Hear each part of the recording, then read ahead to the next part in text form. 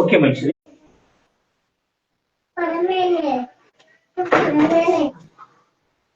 కొన్ని విషయాలు వాక్యం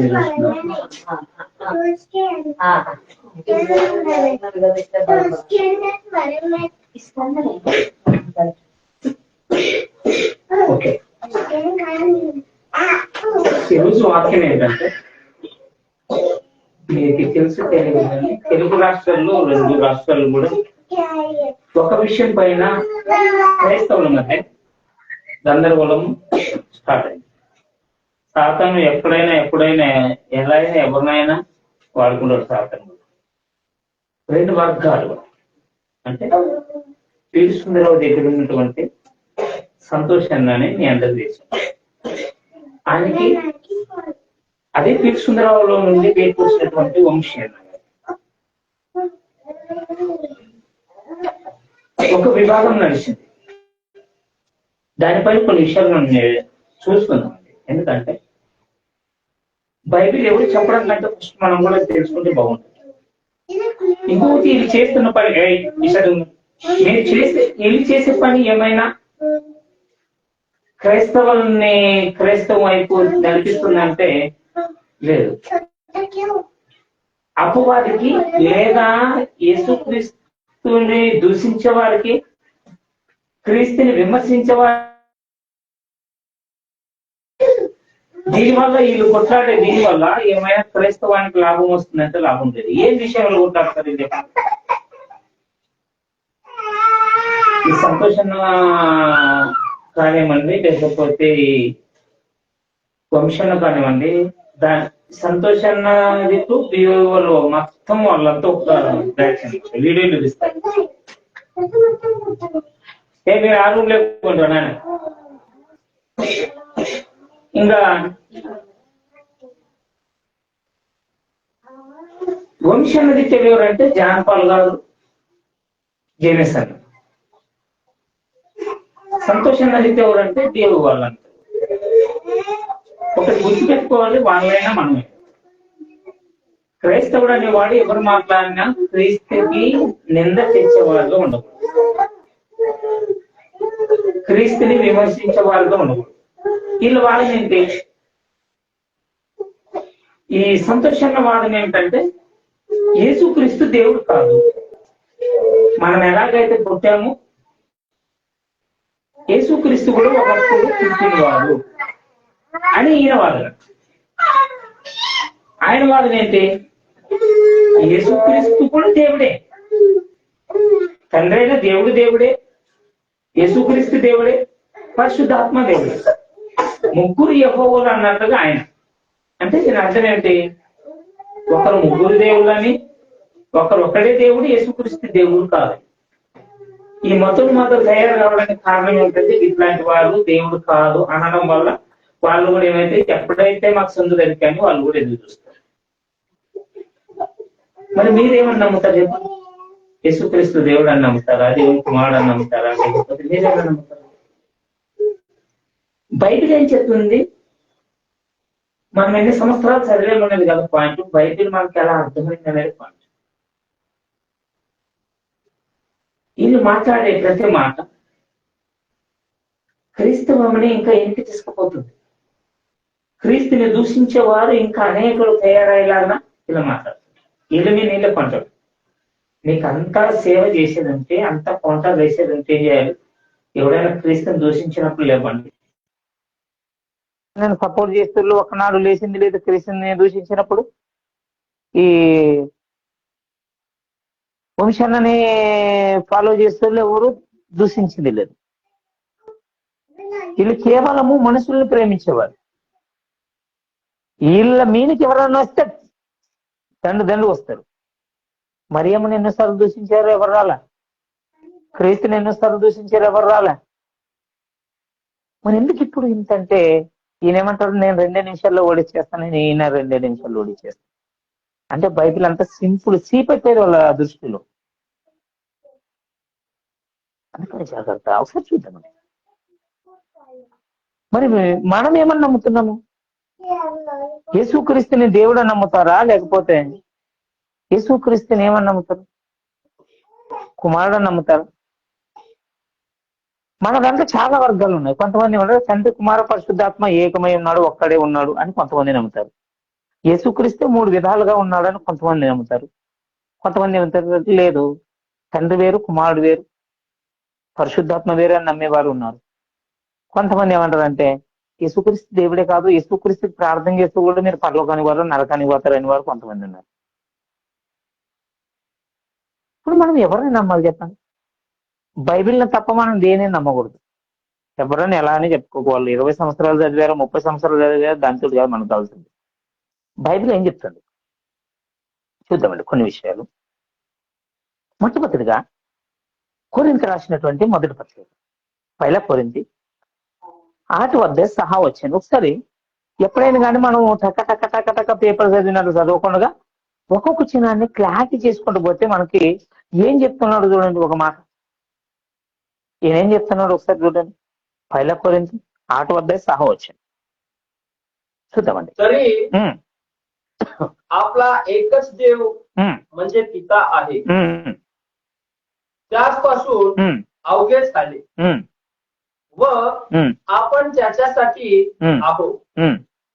आणि आपला एकच प्रभू येशू ख्रिस्त आहे, त्याच्याद्वारे अवघे झाले व आपण त्याच्याद्वारे आहोत. ఇక్కడ మీరు ఎప్పుడైనా గమనించారా ఈ విషయాన్ని? మనం గమనించారా? ఏమంటున్నారు చూడండి. ఆకాశమందైనను భూమి ఎందైనను దేవతలను పడిన వారు ఉన్నను మనకు ఒక్కడే దేవుడు. ఎంతమంది అంట? ఒక్కడే. 2 3 4 లేరు, ఒకడే దేవుడు అని చెప్పి కింద ఏమంటున్నారు చూడండి. ఒకడే దేవుడు, ఆయన తండ్రి, ఆయన నుండి సమస్తము కలిగెను, ఆయన నిమిత్తము మనం ఉన్నాము అన్నాడు. మనం ఎవరు నిమిత్తం ఉన్నాం? తండ్రి నిమిత్తం ఉన్నాం. ఈ సమస్తము ఎవరి ద్వారా కలిగిందంట? తండ్రి నుండి కలిగింది. ఈ వచనంలో ఒకటికొకటి విరోధంగా ఉంటుంది. ఎన్నిసార్లు సృష్టించాడు భూమి ఆకాశమును? ఇది కాకుండా ఇంకేమన్నా ప్రజలు ఉన్నారా? ఒకే ఆకాశం మనకు కనపడేది, ఒకే భూమి, మనుషులు కూడా అవకాశం లేదు. ఇక్కడ ఏమంటున్నాడు? సమస్తమును ఒక్క దేవుడే ఏం చేశాడు? సృష్టించాడు. కింద ఏమంటున్నాడు చూడండి. అదే వచ్చిన కింద ఏమంటున్నాడు? మనకి ఒక్కడే. ఏమంటున్నాడు చూడండి. మనకు ఒక్కడే ప్రభువు, ఆయన యేసుక్రీస్తు, ఆయన ద్వారా సమస్తము కలిగను. ఇదేంటి? మనకు ఫస్ట్ చూస్తే సమస్తము దేవుడు, తండ్రి అయిన దేవుడు ఒక్కడే చేశాడు. ఆయన నిమిత్తం మనం ఉన్నాం. చేసింది ఎవరంట? తండ్రి అయిన దేవుడు. కింద ఏమంటాడు? ప్రభు అనబడిన వాడు ఒక్కడే, ఆయన యేసుక్రీస్తు. ఇక్కడ మనకి సపోజు ప్రభు అనే పదము పెద్ద అక్షరాలతో ఉంటే తండ్రి అయిన దేవుడు అని, చిన్న అక్షరాలతో ఉంటే ప్రభు అయిన యేసుక్రీస్తు అని వర్తిస్తారు అందరూ, బైబిల్ పండితులు కానివ్వండి, బైబిల్ తెలిసిన వారు అందరూ కూడా. మరి ఈ వచనం ఏమిటి? మనకు ఒక్కడే ప్రభు, ఇంకొకరి ప్రభు అనే అర్హత లేదు, ఆ వీలు లేదు. ఒకడే ప్రభు, సమస్తాన్ని ఈయన చేశాడు. పైన అదే వచ్చిన మళ్ళీ పైన భాగంలో ఏమంటాడు? తండ్రి అయిన దేవుడు మాత్రమే చేశాడు ఈ భూమిని, సమస్తాన్ని అంటాడు. కింద స్థలకాలకి ఏమంటాడు? కుమారుడైన అంటే ప్రభు అయిన యేసుక్రీస్తు మాత్రమే. అంటే ఇద్దరు ఎవరు చేసినట్లు? ఆ వచనంలోని వ్యతిరేకత ఉంది మనకి. ఆ వచనంలో ఇద్దరు సమస్తాన్ని చేసినట్లు ఉన్నది. మరి ఈయన చేసిన రాజ్యం ఎక్కడుంది? ఆయన చేసిన రాజ్యం ఎక్కడుంది? అంటే ఇద్దరు వేరే వేరే ఏమన్నా పార్టీలు పెట్టుకొని ఉన్నారు వాళ్ళు. ఇదిగో ఈ వర్గం నాది, ఈ వర్గం నీది, ఈ ప్రజలు నా వాళ్ళు, ఈ ప్రజలు నీ వాళ్ళని మన సమస్తాన్ని వాళ్ళతే వీళ్ళది ఇల్లు వాళ్ళు సృష్టించుకున్నారా? ఈ వచనాన్ని బట్టి మనకి ఏమర్థమవుతుంది? ప్రభువు ఒక్కడే, తండ్రి అయిన దేవుడు ఒక్కడే అంటాడు. సమస్తాన్ని దేవుడు సృష్టిస్తే కింద అంటాడు సమస్తాన్ని ప్రభు యేసుక్రీస్తు సృష్టించాడు. మరి 2 రాష్ట్రాలు ఏడున్నాయి చెప్పండి? 2 రాజ్యాలు ఏడున్నాయి? ఎక్కడున్నాయి? యేసుక్రీస్తు దేవుడే కాదని ఒకడు అంటాడు. ఓకే, దేవుడు కాదనుకున్నాం, మరి ఎవరు? ఇదిగో మనిషిని ఆది యందు నుండి సృష్టించి ఇదిగో ఆదాము నేను సృష్టించాను అన్నాడు.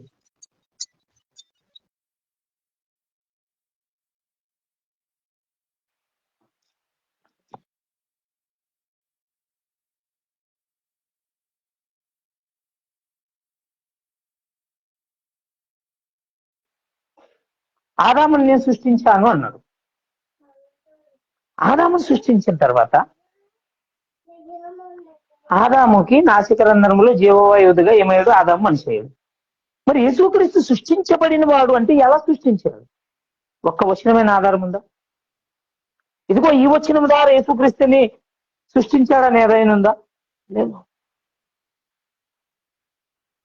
మనకి వచ్చిన వాళ్ళు చూడండి ఎంత చక్కగా చెప్పాడు. ఆకాశం అందైనను భూమి అందైనను దేవతలు అనబడే వారు ఉన్నాను ఒకడే దేవుడు, ఆయన తండ్రి. ఓకే, ఒప్పుకున్నాం. ఆయన నుండి సమస్తం కలిగను, ఆయన నిమిత్తం మనం ఉన్నాం.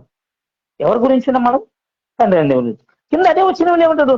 మనకొక్కడే ప్రభువు, ఆయన యేసుక్రీస్తు, ఆయన ద్వారా సమస్తము కలిగను, ఆయన మనల్ని కలుగు చేశాడు. మనం సృష్టించిన వారు ఎవరంట? యేసుక్రీస్తు అంట. సమస్తాన్ని ఈయన చేశానంటాడు, సమస్తాన్ని ఆయన చేశాడు. ఈయన ఎవరు, ఆయన ఎవరు?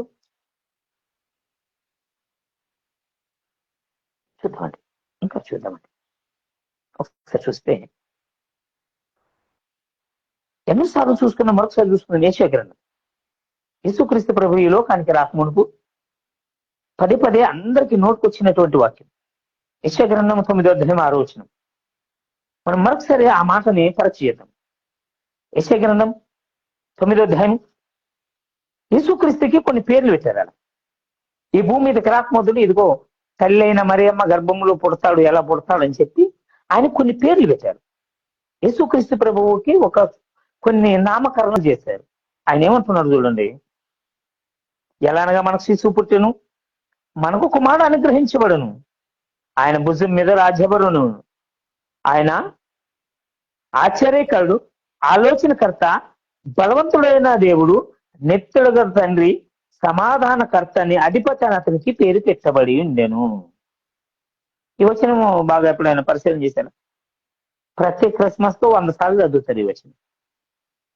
ఆయన పేరేమంట? సమాధానకర్త, నిత్యుడుగ తండ్రి. అంటే నిత్యుడుగ తండ్రి అని ఎవరిని అంటారు? తండ్రి అయిన దేవుని మాత్రమే అంటారు. ఆయన పేరేముందంట? బలవంతుడైన దేవుడు. మరి ఈయన దేవుడైతే ఆయన ఎవరు? బైబిల్ ఏమంటుంది? ఒకడే దేవుడు మనకి. ఇక్కడ ఏమంటారు చూడండి ఒకసారి. 9వ अध्याय 6వ वचन చూడండి. यెషయా గ్రంథం.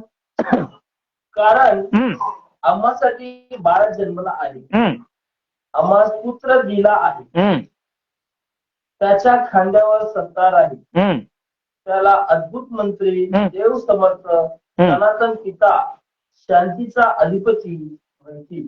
ఏమంటారంట? ఆ మాట తెలుగులో చెప్పండి ఏమంటారు? బలవంతుడైన దేవుడు, నిత్యుడగ తండ్రి, ఆయనే తండ్రి అంట. మనకేం అర్థం కావాలి? ఇదిగో యెహోవా దేవుడు, తండ్రి అయిన దేవుడు సరాసరి అలాగే దిగి వస్తే మరియమ్మ గర్భము తట్టుకోలేదు, ఈ భూమి తట్టుకోలేదు. ఎంత తట్టుకోగలుగుతాడు? అంత సామర్థ్యతని, అంత శక్తిని మాత్రమే ఒక కుమారుడుగా ఈ లోకానికి మనకు పంపించాడు. ఇదిగో మనిషి ఎలా దేవుని ఆరాధించాలి, మీరు దేవునికి బానిసలు కాదు, ఒక కుమారుడుగా తండ్రిని ఎలా ఆరాధించాలని మనకు నేర్పించడానికి ఇక్కడ వచ్చాడు. ఏం చేశాడు ఈయన? మోషే గారు ఇదిగో ఈ ప్రజలు నిన్ను చూడాలంటారంటే ఆయన ఏమన్నా, నన్ను చూస్తే మీరు తట్టుకోలేదు, చచ్చిపోతారు, కాలిపోతారు. బండ సందులో ఇంటికి దారం అంటుంటది, నా చెయ్యి నీకు అడ్డం పెట్టి ఎగిరిపోతాడంటే ఆయన ఈపు చూడే గాలి ఆయనకి ఎగిరిపడ్డాడు. ఆయన సరాసరి యెహోవా దేవుడే కుమారుడుగా ఈయన దిగి వస్తే తట్టుకుంటారా? మరియమ్మ గర్భం తట్టుకుంటారా? అంటే మనం ఎలాగైతే శరీరాన్ని కడుక్కోవడానికి, సపోజ్ మనకు అర్థం కావడానికి వేడి నీళ్లు పెట్టుకుంటాం, ఉడుకుతాయి, కొంచెం అట్లే పోసుకుంటారా? ఏం చేస్తారు? మన శరీరం ఎంత తట్టుకుంటుందో దానికి సన్నీళ్ళు పోసుకొని చూసుకొని ఎంతైతే నాను పోసుకోగలుగుతాను అని చెప్పేసి సన్నీళ్ళు పోసుకుంటాం. ఎందుకు పోసుకుంటాము? అలాగే పోసుకుంటే చమడాలు కాలుతావు కాబట్టి, అలాగే పోసుకుంటే మన శరీరం తట్టుకోలేదు కాబట్టి. దేవాతి దేవుడు అలాగే వస్తే మనం తట్టుకోలేం కాబట్టి తనలో ఉన్న కొంత శక్తిని కుమారునిగా పంపించాడు. ఇంకొక మాట, ఈరోజు సండే అందరూ కూడా ప్రపంచ దేశాలన్నీ కూడా ప్రార్థనలు పెడతారు. అందరూ ఏమంటారు? ఇదిగో మా మాట విన్నాడు దేవుడు, మా మాట విన్నాడు. మా ప్రార్థన విన్నాడు, మా ప్రార్థన విన్నాడు. మా మధ్య ఉన్నాడు దేవుడు అంటారు. నాకు ఒక మాట చెప్పండి, దేవుడు ఇంత సామర్థ్యత లేనివాడా? ఒకేసారి కుమారుడుగాను, పరిశుద్ధాత్మగాను, తండ్రి గాని ఒక 3 పాత్రలు పోషించలేనివాడు ఇన్ని రాష్ట్రాల్లో ఇంతమంది ప్రార్థన చేస్తుంటే, ఇంతమంది ఆరాధన చేస్తుంటే ఎట్లా ఉంటారు చెప్పండి? మనమైతే ఎడుంటే ఇంకోతాను ఉండలేదు. మనకు ఆ శక్తి లేదు. దేవుడు ఒకేసారి కుమారుడుగా, పరిశుద్ధాత్మగా, తండ్రిగా ఉండలేదా? 3 పాత్రలు పోషించలేకపోతే ఇన్ని మంది, కోట్ల మంది మా దేవుడు మా దగ్గర ఉన్నాడు, మా ప్రార్థన విన్నాడు అంటే ఎట్లా ఇంటుంది చెప్పండి? ఇంత చిన్న లాజిక్ ఎట్లా మర్చిపోతారు? ఈయన తండ్రి అన్నాడు కాబట్టి, అరే తండ్రి అన్నాడు ఏంటికి? నిన్నే నన్ను అనమనడానికి ఈయనకు వచ్చి చూపించాడు మనకి. తండ్రి అయిన దేవుడు నేనే, కుమారుడైన దేవుడు నేను. మనం ఎలా పిలవాలి దేవుడిని అని తెలియడానికి ఆయన ఈయనకు వచ్చి మనం చూపించాడు. పోన్లే, నీవు తండ్రిని ఆరాధించినా ఆయనకేం నష్టం లేదు, కుమారుని ఆరాధించినా నష్టం లేదు, యేసుక్రీస్తు దేవుడని ఆరాధించినా నష్టం. ఒక్క వచనమైన యేసుక్రీస్తుని ఆరాధిస్తే నరకానికి పోతారని ఒక్క వచనం ఎవడని చూపించమను. ఎందుకు? మనం ఎందుకు వచ్చిన ఈ లోకానికి? ఎందుకు సేవ చేస్తాము? నశించిపోతున్న ఆత్మ రక్షించడానికి, అనేకుల్ని యేసు వైపు తిప్పడానికి. ఇదిగో యేసుక్రీస్తు ప్రభువు ఈ లోకములో మన నిమిత్తం వచ్చి చనిపోయి తిరిగి లేచాడు.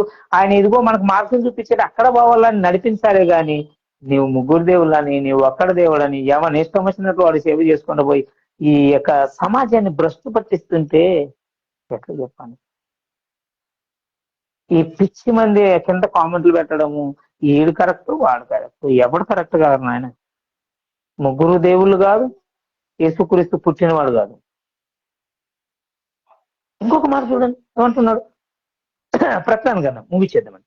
ప్రకటన గ్రంథం 22వ అధ్యాయం 12 వచనాల్లో చూస్తే మనం ఒకసారి చూసుకుంటే, ప్రకటన గ్రంథం 22వ అధ్యాయం 12-13 వచనాల్లో 22వ అధ్యాయం. మొబైల్ తీసుకో. నేను మరాఠలో చదవడం చాలా ప్రాముఖ్యం.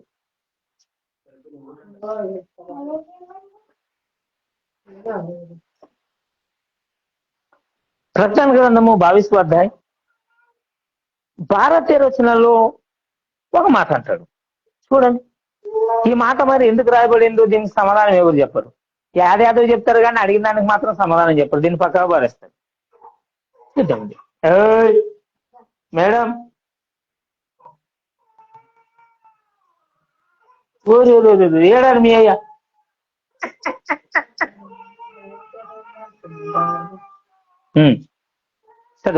लवकर येतो ఏమంటా? आणि प्रत्येकाला त्याच्या कृतीप्रमाणे देण्यास माझ्याजवळ वेतन आहे. చాలు. ఈ మాట ఎవరి గురించి రాయబడింది చెప్పండి? ఎవరు వస్తారు?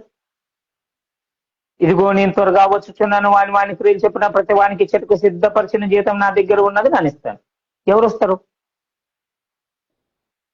ఎక్కడైనా ఎవరైనా చెప్పారు యెహోవా దేవుడు ఈ భూమి మీదకి వచ్చి మనకు తీర్పు తీరుస్తాడని? ఎవరైనా చెప్పారా తండ్రి అయిన దేవుడు వచ్చి మనకు తీర్పు తీరుస్తాడని? ఎవరి నిమిత్తం రాయబడింది ఈ మాట? ఎవరు వస్తారనుకుంటారు మీరు? చెప్పండి. అర్థమైనా మాట? ఎవరు అడొచ్చేది?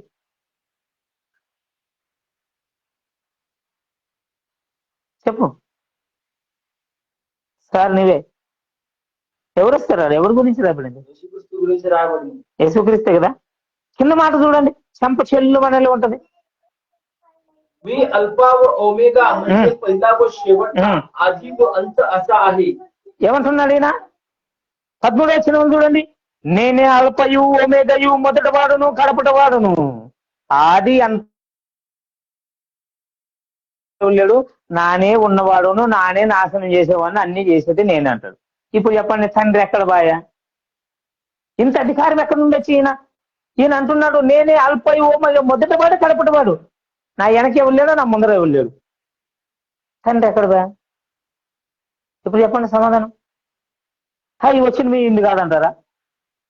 మళ్ళీ వచ్చేది ఎవరు? ఈయనే కదా. ఈ తీర్పు తీరుస్తాయి నేనే. ప్రతిఫలం ఇస్తాయే నేనే.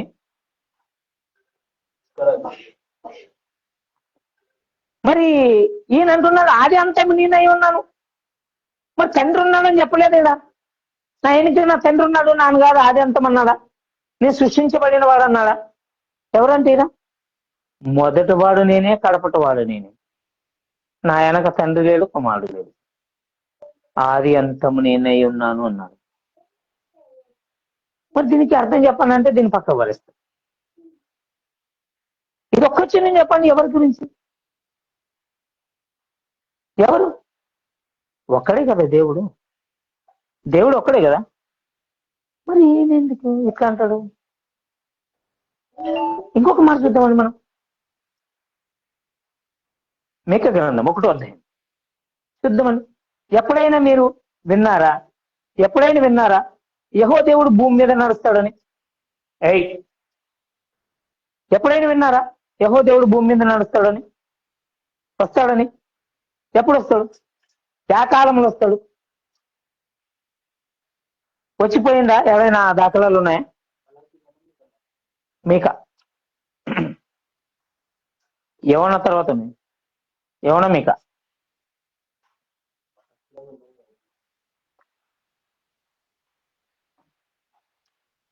చూడండి ఏమంటున్నాడు. 1వ అధ్యాయం 2-3 వచనాలు చూద్దామండి. మీకా గ్రంథము 1వ అధ్యాయం 2-3 వచనాలు చూడండి. सर्व राष्ट्रांनो तुम्ही ऐका. अगे पृथ्वी तू व तुझवरील सर्व वस्तुजात यांनी कान द्यावा. प्रभू परमेश्वर आपल्या पवित्र मंदिरातून प्रभू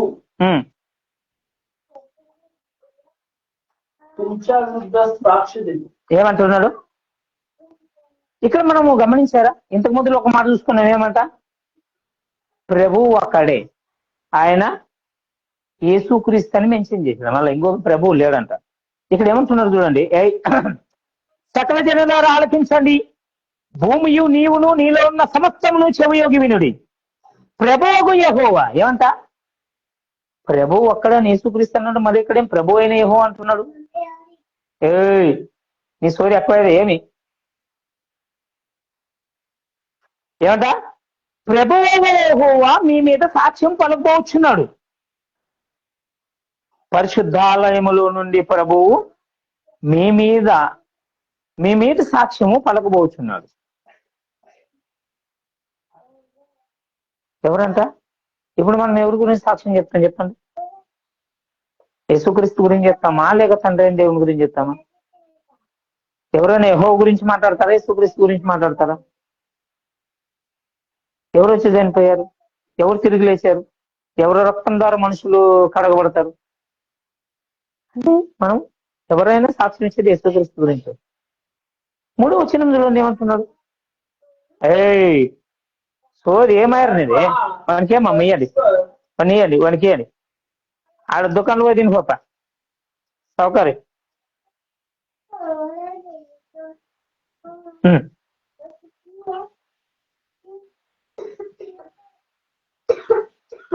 कारण पहा, परमेश्वर आपल्या स्थानावरून येतो, खाली उतरतो व पृथ्वीच्या उंच स्थानावर चालत जातो. ఏమంట? ఇదిగో యెహోవా తన ఉన్నంత స్థలాన్ని విడిచి బయలుదేరుచున్నాడు. ఆయన దిగి భూమి యొక్క ఉన్నంత స్థలం మీద నడవబోచున్నాడు. ఎప్పుడు నడిచాడు? ఎలా నడుస్తాడు? ఏమైనా వస్తాడు అని ఎవరని చెప్పారు? ఇంతవరకు నానైతే ఎవరి నోట్లో వినడా ఇదిగో యెహోవా దేవుడు వచ్చి భూమి మీద నడుస్తాడు అని. ఎలా నడిచాడు? యేసుక్రీస్తు ద్వారా కదా నడిచాడు. ఆయన గురించే కదా మనం సాక్ష్యం ఇచ్చేది. ఫోన్లో తీర్పు ఆయనే తీరుస్తాడని ఎక్కడైనా రాయబడిందా? ఫోన్లో అంత దినాల్లో ఆయన వస్తాడంటారా? క్రీస్తు వస్తాడంటారు. 2వ రాకడ వస్తాడంటారు. ఎవరి గురించి చెప్తారు? క్రీస్తు గురించే కదా. మరి ఎవరు? ఆయన ఎవరు? మనకు కావాల్సింది పాపములో ఉన్న వాడిని పరిశుద్ధపరచడమే. ఈ లోకం వైపు ఉన్న వాడిని క్రీస్తు వైపు తిప్పడమే. తండ్రి సామర్థ్యత ఎంత, కొడుకు సామర్థ్యత ఎంత, ఇది మనం కొట్లాడుకునే సమయం కాదు ఇది. ఇప్పటికే బోళ్ళంత మంది క్రీస్తుని దూషించడానికి సిద్ధంగా ఉన్నారు. ఎంతో మంది చర్చలు పాల్గొడుతున్నారు, ఎంతో మంది సువార్తను ఆపుతున్నారు, ఎంతో మంది తనలు తింటున్నారు, ఎంతో మందిని జైలులో వేస్తున్నారు, ఎంతో మంది విమర్శిస్తున్నారు. కరపత్రాలు చింపేస్తున్నారు, బైబిల్ చింపేస్తున్నారు, వాటి మీద మాట్లాడక ముగ్గురు దేవుళ్ళని ఒక్కడ దేవుడని గందరగోళానికి గురి చేస్తున్నారు. నాకు తెలిసి ఇద్దరు తప్పే. యేసు దేవుడు కాదంటుంది తప్పే, ముగ్గురు దేవుళ్ళు అంటుంది తప్పే. బైబిల్ ఎక్కడని చెప్పిందా ముగ్గురు దేవుళ్ళని? క్రీస్తు దేవుడు కాదని ఎక్కడని చెప్పిందా? ఆయన పుట్టుకముందు 1000 సంవత్సరాల కింద యేసు గ్రంథం చెప్పారు. బలవంతుడైన దేవుడు, నిత్యులకు తండ్రి అంటే ఆయనే. తండ్రి అని ఎవరు అంటారు? నిత్యులకు తండ్రి అని పుట్టుక మొదలు చెప్పింటే మీరెవరా నాయన ఆయన దేవుడు కదన్నాడు.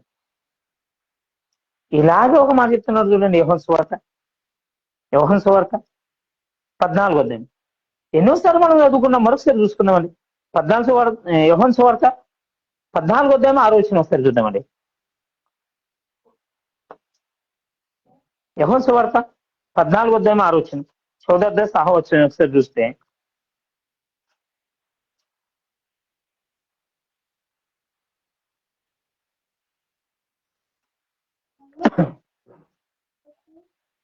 येशूने त्याला म्हटले, मार्ग सत्य जीवन मीच आहे. माझ्याद्वारे आल्यापासून त्याकडे कोणी येत नाही. ఇక్కడ మనకి సవాలు, ఇక్కడ వచ్చింది సవాలు. ఈయన ఏమంటున్నాడు? నేనే మార్గం సత్యమును నేనే జీవమును, నా ద్వారా తప్ప తండ్రి దగ్గరికి రాదు.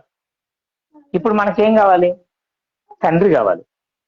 ఆయన ఏం చేస్తాడు, ఎక్కడున్నాడు మనకు తెలియాలి. మనకైతే చెప్పలా. తన శిశువులైనటువంటి వారికి మాట్లాడుతున్నాడు. ఏమంట? ఇదిగో నేనే మార్గము సత్యం జీవమును, నా ద్వారా తప్ప తండ్రి దగ్గరికి రానన్నప్పుడు వాళ్ళకు ఒక ప్రశ్న వచ్చింది. ఓకే, మంచిది, నీవే మార్గం, తండ్రి అన్నావు కదా, తండ్రి ఆడున్నాడు. మనకంటే మొదలు వాళ్ళకు వచ్చింది ప్రశ్న, మనకంటే మొదలు వాళ్ళు అడిగినారు. దానికి సమాధానం ఏం చెప్పారు చూడండి కింద.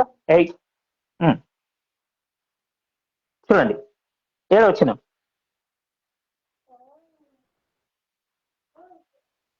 मी कोण आहे हे तुम्ही ओळखले असते तर माझ्या पित्यालाही ओळखले असते. आतापासून पुढे तुम्ही त्याला ओळखता. ఏమంటున్నారు చూడండి, మీరు నన్ను ఎరిగి ఉంటే నా తండ్రిని ఎరిగిందురు, ఇప్పుడు నుండి మీరు ఆయనను చూతురని చెప్పుచున్నాడు. ఏమంట? నన్ను చూస్తే తండ్రిని చూసినట్లే. ఇప్పుడు నుండి చూస్తారంటే ఇప్పుడు ఇంతవరకు మనం ఎవరైనా చూసామన్నా? బైబిల్ ఏమంటది? కుమారుడు తప్ప తండ్రిని ఎవరు చూడలేదు. మరి ఈయనేంటి ఇప్పుడు నుండి మీరు ఆయన చూస్తారంటే ఎట్లా చూస్తారు, ఎలా చూస్తారు? నన్ను చూస్తే నా తండ్రి చూసినట్లు. ఏ తండ్రి అయినా ఏ కుమారుడు అయినా ఒక్కటై ఉంటారా? తండ్రితో మాట ఉంటుంది, కొడుకుతో మాట. ఎంత ఉమ్మడి కుటుంబం అయినా ఎంత అయినా తండ్రి పేరు చెప్పి కొడుకు దానికి పోతే మీ ఏకో ఫోన్ కొట్టుంటారు అంటారు లేదా? మీ ఏ చెప్పండి నేను ఇస్తలేమురా నాయన అంటారు లేదా? మరి ఇదేంటి? నన్ను చూస్తే నా తండ్రిని చూసినట్టు. ఓకే అనుకున్నాం. ఇప్పుడు నుండి మీరు ఆయన చూస్తారన్నప్పుడు కింద చూడండి ఏమంటున్నాడు? ఫిలిప్ గారికి ఒక ప్రశ్న వస్తుందా?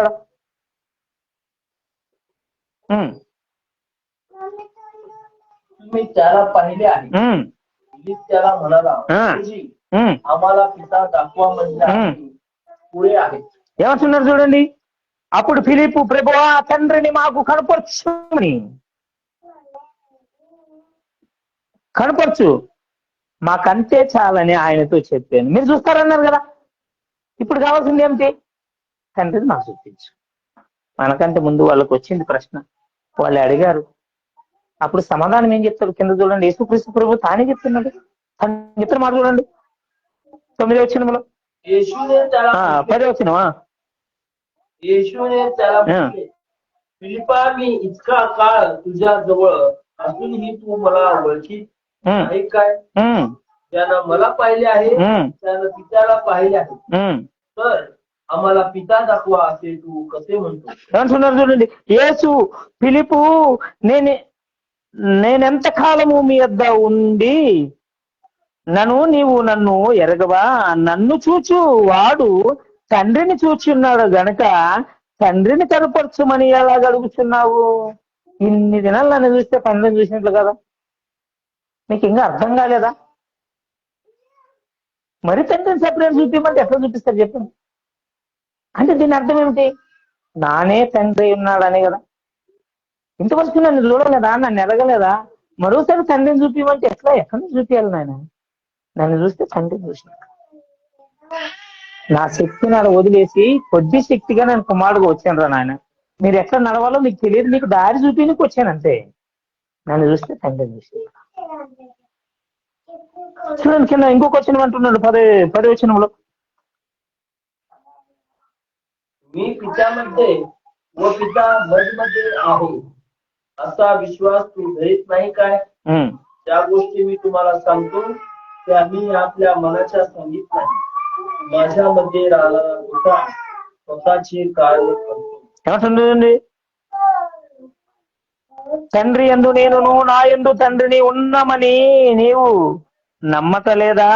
నేను నీతో చెప్పునేదేమనగా నా ఎంతట నేను చెప్పటలేదు, తండ్రి నా యందు నివసించుచు తన క్రియలు చేత నన్ను నడిపించుతున్నాడు. నాలోను తండ్రి ఉన్నాడు. నాను మాట్లాడే ప్రతి మాట తండ్రి మాట్లాడుతున్నాడు. నన్ను చూస్తే తండ్రిని చూసినాక. మరి ఇప్పుడు మనకి ఇవన్నీ సవాలు అవసరమా? యేసుక్రీస్తు లోకానికి వచ్చాడు, ఆయన రక్షకుడు. ఆయన నమ్మితే తప్ప, ఆయన నమ్మకపోతే మనకు రక్షణ లేదు. ఈ భూమి మీద అయినాను ఆకాశం మీదైనా ఆ పేరు తప్ప మరి ఎవరికి రక్షణ లేదు. చెప్పాడు ఎప్పుడైనా, యెహోవా దేవుని పేరు పాత్ర ఎంత కంటి కనపడుతుంది అంతే చూడాలి. లేని ఆలోచనలు పెట్టుకొని లేని ఎక్కువ చదివైతే ఏం చెప్పలేదు శాస్త్రం. అట్లా అధిక ఆలోచన తన ఆలోచన. వాక్యం ఏం చెప్తుంది? ఎవరికైనా జ్ఞానం కొద్దుగా ఉంటే నన్ను అడగండి, నేను ఇస్తాంటాడు. మన జ్ఞానం కూడా అవసరం లేదు. బైబిల్ ఏమంటది? నేను జ్ఞానం అనుకుంటే నీవు నా దృష్టిలో వెర్రివాడు అంటుంది. మన జ్ఞానం కాదు కావాల్సింది, మనకు బైబిల్ కావాలి. నశించుచున్న పాపని క్రీస్తు వైపు నడిపించాలి, రక్షించాలి. అంతేగాని మనం కొట్లాడి ఇల్లు కొట్లాడి గందరగోళానికి గురి చేసి శత్రువు చేతికి ఆయుధం ఇచ్చినట్లయితే, తాడిచి చేయగట్టేసుకున్నట్లయితే, ఇంత చాలా మంది ఏమైపోతారంటే, ఇదిగో ఈడిట్లా వాడిట్లా ఎవడ బతికేస్తూ, ఇప్పటికే చాలా డిబేట్లు, చాలా వీడియోలు, ఎవడ పడితే వాడు వీడియోలు చేసి పంపిస్తారు. అందుకని ప్రతి ఒక్కరు కూడా జాగ్రత్త. నువ్వు ఒక్కడని నమ్ముతావా, నలుగురని నమ్ముతావా, దేవునికి ఏం కూడా పడదు. నీవు పాపం చేయకుండా పరిశుద్ధతగా ఉన్నావా లేదనేది దేవునికి కావాలి. ఇక్కడి మాటలు దేవుడు మన దేవుని ఫలింపు చేసి ఆశీర్వదించి నడిపించిన కళ్ళు మూసుకొని ప్రార్థన చేసుకున్నాం. మహాపరిశుద్ధుడు నా దేవా, నీ ఘనమైన పదవులకు నమస్కారం లేదుగా నాయన. మరి మీ యందు విశ్వాసం నుంచి భయభక్తులు కలిగి జీవించడానికి సహాయం తెచ్చాను నాయన. మరి మనుషుల జ్ఞానము అధికమైనప్పుడు అధిక ఆలోచనలు వస్తాయి. అలా కాకుండా ఉన్నట్టు నా ప్రభు, మరి మీ జ్ఞానము మీ ఆలోచన ఏదైనా మాలో లోపం ఉంటే మిమ్మల్ని మాత్రం అడిగి మీ యొక్క వాక్యాన్ని సరి చూసుకొని వాక్యానుసారంగా ఉండడానికి సహాయం తెచ్చండి. మీ కృపలు భద్రపరచండి. మీరే సహాయం చేసి నడిపిస్తారని, మీ కృపలు భద్రపరుస్తారని, ముందున్న సమయం అంతా కూడా మీ స్వాధీనం ఉంచుకొని చక్కగా నడిపించండి. నేను వాక్యాన్ని విడిచిపెట్టుకున్నట్లు భద్ర కలిగి నా ప్రభు, మరి మా హృదయంలో పెంచుకోవడానికి సహాయం తెచ్చండి. మీరే నా ప్రభు, మరి కుటుంబంలో ఉన్న ప్రతి ఒక్కరిని మీరు దీవించండి, ఆశీర్వదించండి. చిన్నపిల్లలు మొదలుకొని పెద్దవారి వరకు అనారోగ్యంతో ఉన్న ప్రతి ఒక్కరిని ముట్టాన్ని స్వస్థపరచండి. మంచి ఆరోగ్యాన్ని తెచ్చండి. మీ కృపల భద్రపరచమని యేసుక్రీస్తు అతి శ్రేష్టమైన నామములో అడిగి వేడుకుంటున్నాను పరమ తండ్రి. ఆమేన్. థాంక్యూ. God bless.